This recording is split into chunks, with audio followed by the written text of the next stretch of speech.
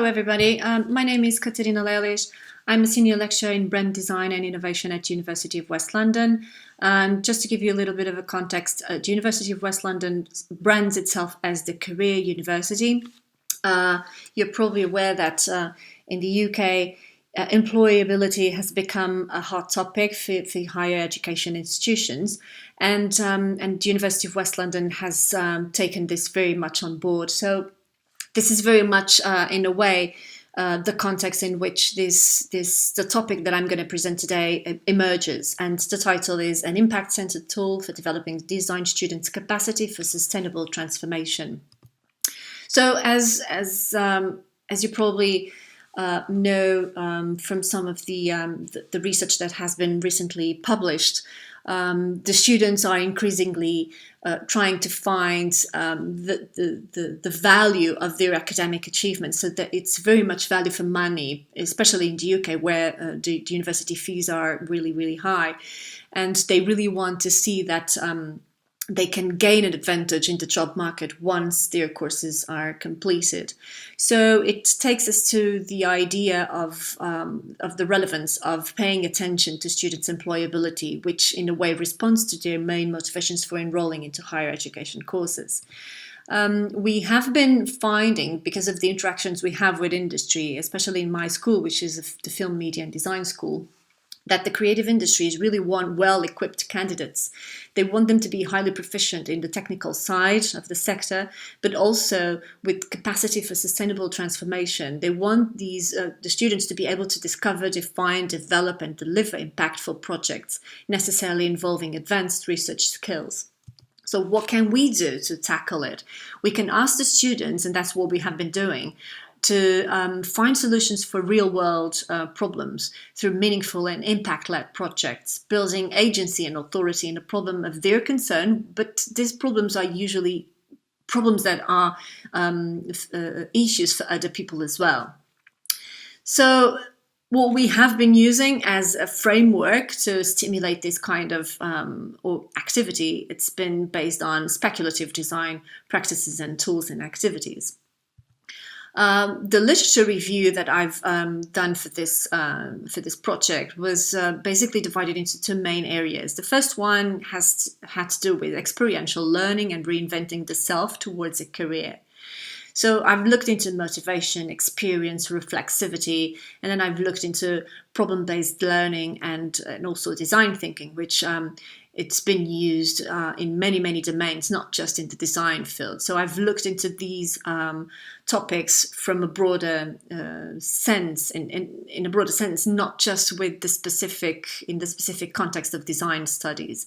And then I've looked into speculation tools and humanity-centered design, which took me to design fiction, humanity-centeredness, and the development of altruism, and how people relate with, with looking into the others and the problems of someone else as well. However, no literature or no tool was found on helping out students anticipate the impact of their projects or the practical relationship with their projects and employability, and their projects and humanity and sustainability in general. So this led me to the research question: how can design students' final projects be guided by humanity and impact-centered thinking? In terms of methodology, the approach was based on hermeneutics and the theory of change. I've used 4 techniques. I started with a benchmark of generative canvases. So I've gathered 312 canvases, and then I carefully looked into 35, which were the ones that would relate the best with what I was interested in doing. And then to complete this analysis, I developed an optimized framework for analysis of generative tools, because the ones I found in the literature were not a good, perfect fit for what I wanted to do. And then I developed a low-fidelity prototype, which I took to experts, and I discussed with them via unstructured interviews. I developed a conceptual model to help me out with, understanding the whole problem I had in hand.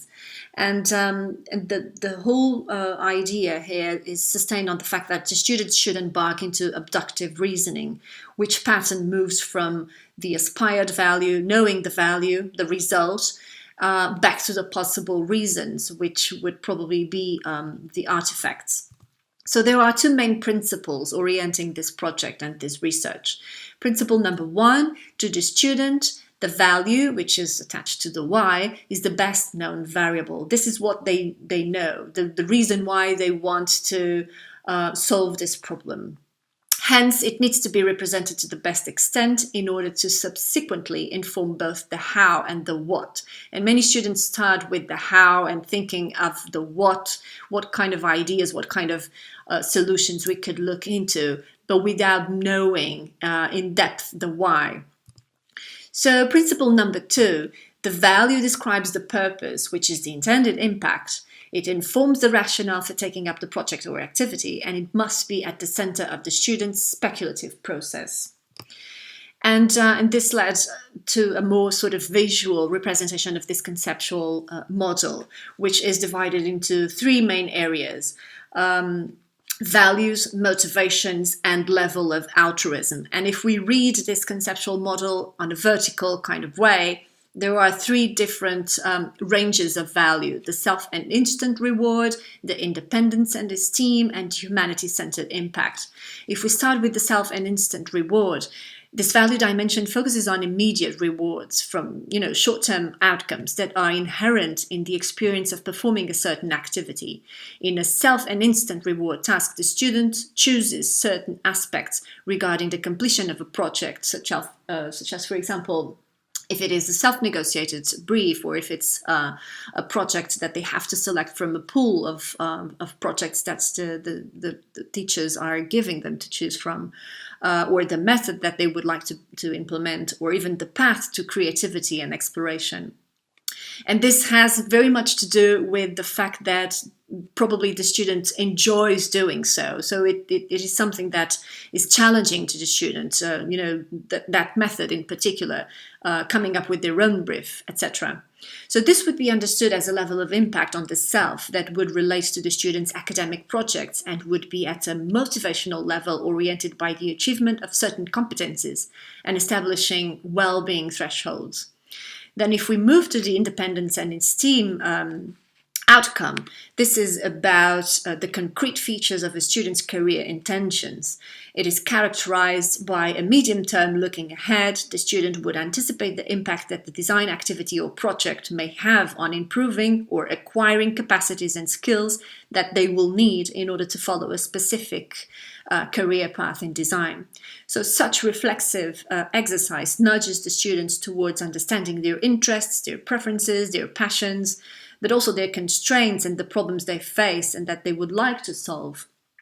This level of impact would relate to the careers and professional ambitions and would be driven by motivational grounds related to achieving expertise recognition. And finally, the humanity-centered impact sort of value, it's connected to a long-term outcome. It's driven by the others and by the planet. It has sustainability at its core, and it sort of follows sustainability's main dimensions, which are economic, social, and environmental. So the student will realize that his or her performance and engagement with the design project will potentially lead to a concrete solution that is of value not just to them, students, but also to someone else. So this would be seen as a level of impact on humanity by influence of the students' academic projects and career expectations. And it would be inspired by higher level altruistic motivations related to achieving a solution to a wider problem. So this resulted in the development of the impact plan. The impact plan is a structured map of value. It resorts on a printable board or canvas and a deck of cards with several prompts for speculation and rationale-led narratives to emerge. So basically, the cards would allow the students to assess the anticipated impact of one project or one activity or one topic using a scale ranging from -2 to +2. And this scale is used in every descriptor that each one of the cards includes at the back. So the back of each card includes a set of descriptors that would be seen as means for the students to assess the impact on their studies, on, if they want to develop ethical and moral awareness, what are the main decisions that they have to make in terms of the potential impact that developing that particular aspect of their studies would have. And then the board would be used to register in the first kind of way the quantitative final scores that would be the sum of partial impact scores brought from the relevant cards. So it would allow the students to find which one of the topics or activities or projects that they were considering would be the one with the highest score for them to engage with, and that score would be the highest impact that the project might have in terms of not just their studies, not just the development of a potential career, but also in terms of humanity and sustainability of the planet. It will also allow the students to note down the impact prompts that they assessed in the card, so they can bring these descriptors and prompts to the board and further elaborate on them in order to draw and visualize the possible interconnections between these prompts and descriptors, because there will be connections between descriptors attached to studies and then career, and also, for example, environmental. And they would, once they start visualizing these interconnections, they will probably find out in a much more easier way the hows and the what attached to these projects. So the feedback I got on this low fidelity prototype resulted from interviews with 2 design academics, 2 careers placement officers from universities, and 1 higher education pedagogy specialists. And the universities I interacted with were these 3, Falmouth, UAL, and LSE.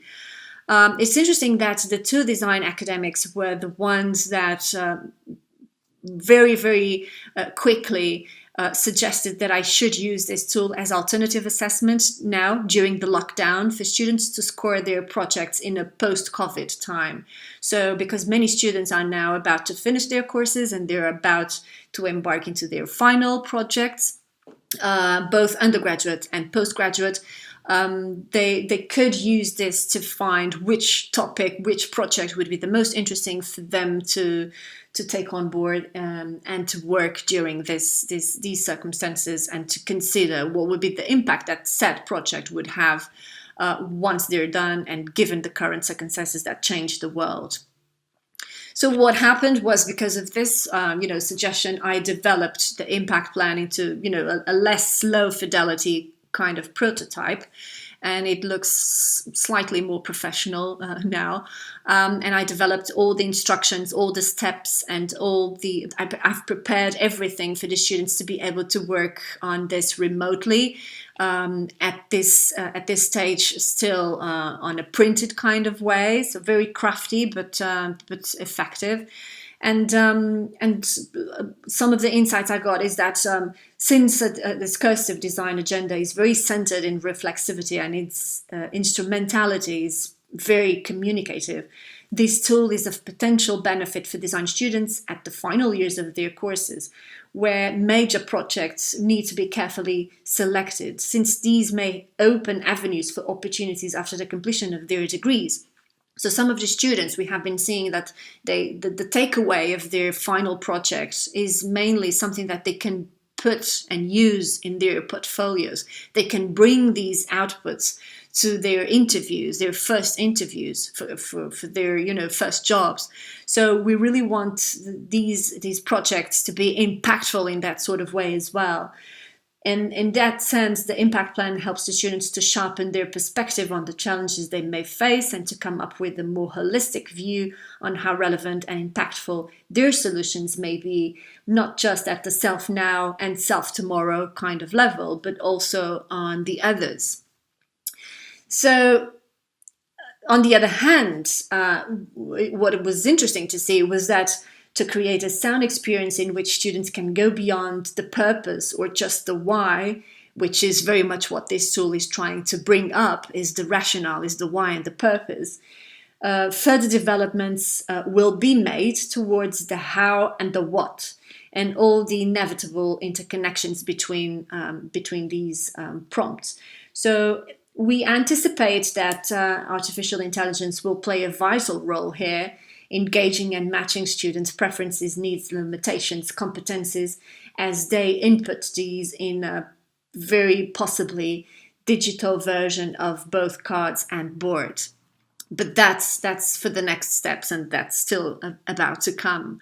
And that is it from me. Thank you very much. You have my contacts here, and the impact plan will have a website soon. So if you want to get more information from about the tool and from me, please drop me a line on my email. I'll be more than happy to engage with you in further discussion. Thank you very much. Obrigado. Não sei se alguém terá alguma questão que queira colocar à Catarina. Vamos aproveitar agora para... Sim. Eu queria aproveitar para perguntar, antes de mais, para felicitar a Catarina pela sua apresentação. Acho que é um tópico super relevante. Eu própria eu tenho alguns alunos de mestrado que oriento neste momento e consigo ver a relevância para os projetos deles. Acho que nós até fazemos isto de uma forma quase intuitiva. Eu já o fazia de forma muito intuitiva há muito tempo. E consigo perfeitamente ver os trabalhos deles neste espectro. Consigo perfeitamente ver que há alunos que têm esta ideia do valor imediato e de quererem aumentar as suas skills, não é? Enquanto que outros têm uma abertura para o mundo e esta ideia de fazer para os outros muito mais presente. Mas a minha pergunta, bem, eu tenho várias perguntas, se o João me deixar. A primeira pergunta é qual é que é o website? Foi muito rápido, não consegui escrever. impact-plan.com. Ok, pronto, o e-mail eu tirei e vou se calhar escrever o e-mail depois, mais tarde, mas pronto, as perguntas que eu queria fazer eram, antes de mais, se isto faz parte de um PhD? Não, isto faz parte de investigação pedagógica. Ok. Portanto, aquilo que acontece é que eu fazia isto de forma intuitiva já há 5 anos e no início eu tenho a direção de 2 cursos de mestrado, no início do curso eu introduzia uma ferramenta muito ordinária, diria mesmo, para os alunos começarem a pensar de forma um pouco menos umbilical.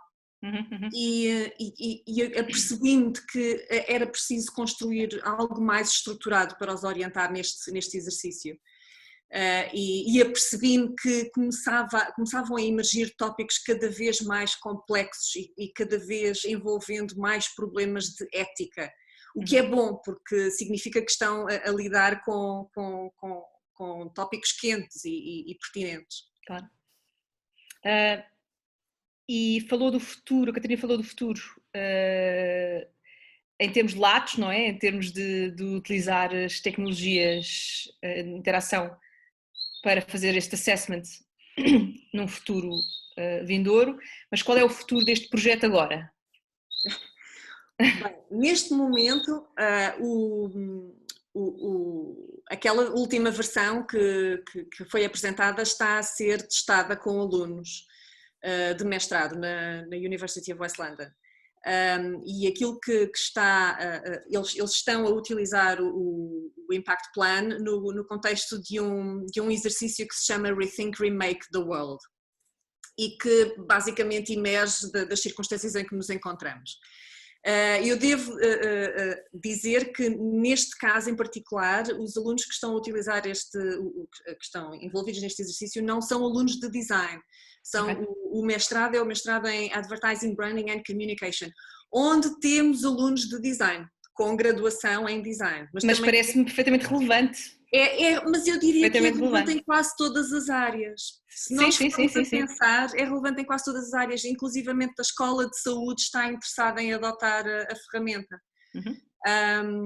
Portanto, neste momento o futuro é recolher todos os insights e todos os dados que eu conseguir a partir da observação limitada, não é porque estamos a fazer isto à distância, mas estou a tentar recolher a informação possível a partir desta primeira interação que os alunos estão a ter com a ferramenta.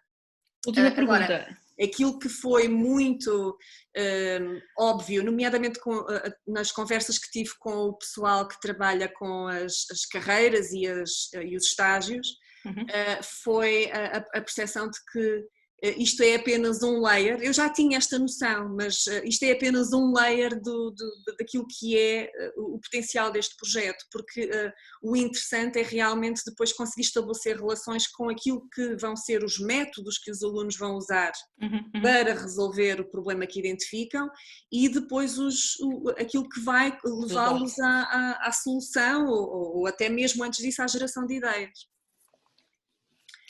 A parte da inteligência artificial entraria aí, precisamente, conseguir cruzar estes 3 layers à medida que os alunos vão inserindo informação em algo que necessariamente terá de ser muito digital. O João quer que eu... Ainda posso fazer a última? Já uma falda? Sim. É só mesmo para perguntar se posso utilizar, se depois quando estiveres o impactplan.com... A ideia é essa. Ok. Ele já lá está. Eu consegui pôr o site live ontem à noite. Ah, boa! Mas a ferramenta ainda não está disponível em formato aceitável, digamos assim. Está lá um JPEG pequenino só para fazer referência. Ela precisa de uns afinamentos nas instruções, nomeadamente. Okay. Neste momento está a ser avaliada pela Deloitte. Ótimo. Não sei se mais Obrigada. Obrigada eu.